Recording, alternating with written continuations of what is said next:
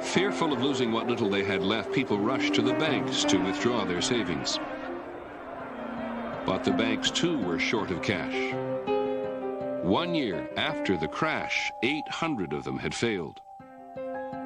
9 million savings accounts were wiped out.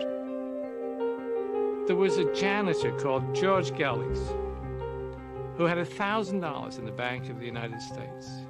It had taken Gallies 40 years to save $1,000.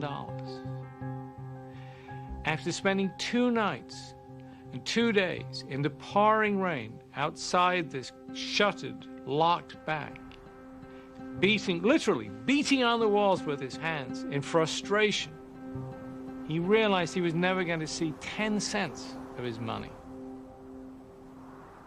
And he went back to the basement where he lived, and he hanged himself in despair. That's what bank failures did.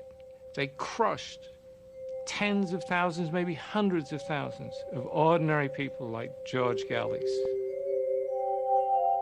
With their savings gone and layoffs increasing, people were forced to sell their cars, their furniture, their wedding rings. Before long, half the country's home mortgages were in default. Families across America found themselves facing eviction. I remember my brother and I and my mother just couldn't stand to see it happen. So we left my father there to face the auctioneers. And we came home that evening and we met my father, who told us, yes, the house was sold. It was gone.